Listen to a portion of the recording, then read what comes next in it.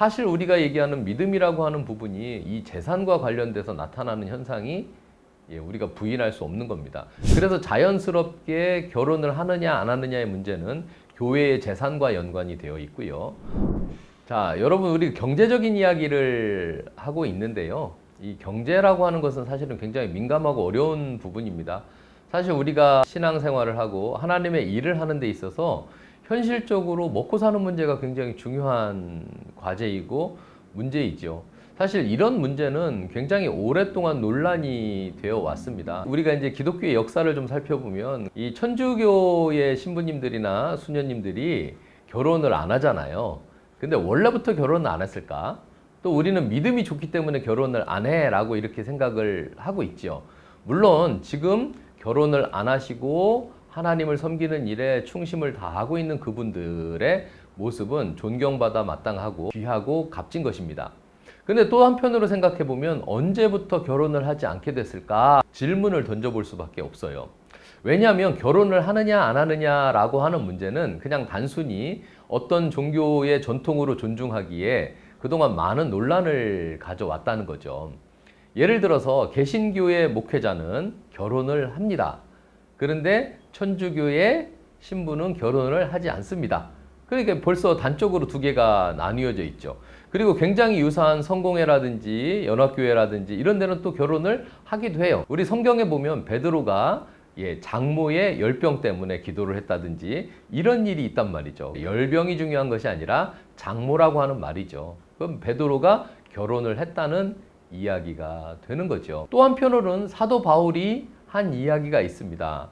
사람이 혼자 사는 것이 좋지 못하나 지킬 수 있으면 은사로만 혼자 사는 것이 된다라고 해가지고 마치 사도 바울이 혼자 사는 것을 독려한 것처럼. 그런데 참 아이러니하게도 사도 바울은 이미 결혼을 했던 사람으로 그렇게 알려져 있습니다. 아이러니하죠, 사도 바울도. 그래서 이제 신학적인 해석은 결혼을 하지 말라는 것이 아니라 그렇게 은사를 받은 사람만이 결혼을 하지 않고 하나님을 섬기고 대부분의 사람들이 그렇지 못하니까 결혼을 하고서 해라, 뭐 이런 이야기로 해석을 하거나 설명을 하는 경우들도 많이 있습니다. 이처럼 신학적으로도 그렇고 전통적으로도 그렇고 굉장히 복잡스러운 문제인데요. 정말 중요한 것은 초기에 교황들도 결혼을 했다는 겁니다. 그럼 언제부터 이런 문제가 됐을까? 기독교 역사 이제 1000년이죠.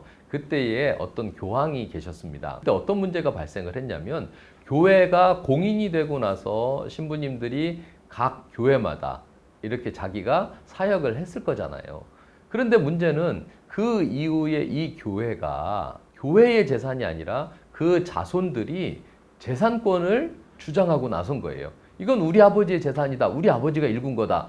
라고 해가지고 교회의 재산이 개인의 재산으로 넘어가면서 교회와 개인 간의 재산 분쟁이 나타나기 시작을 한 거죠. 그래서 이것 때문에 골머리를 앓던 교황이 권고를 했습니다. 모든 신부들에게 또 모든 교회의 종사자들에게 하나님을 섬길 때 결혼을 하는 것보다 하지 않고 섬기는 것이 훨씬 더 믿음이 있는 것이다. 그래서 권고사항으로서 제시가 된 건데 오늘날에는 반드시 그것을 해야만 하는 것으로 알려져 있습니다.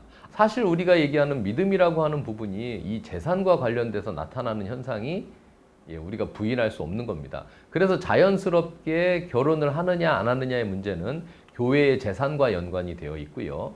또 이 교회의 재산은 자연스럽게 목회자의 세습이라든지 교회의 세습이라든지 또 재산의 상속권이라든지 이런 부분에 대한 논란으로 이어질 수 있다는 것을 여러분들이 기억을 하시면 됩니다. 그래서 교회와 관련된 경제적인 문제에 대해서도 우리가 무시할 수 없는 아주 중요한 이야기 중에 하나이다라고 이해하시면 되겠습니다.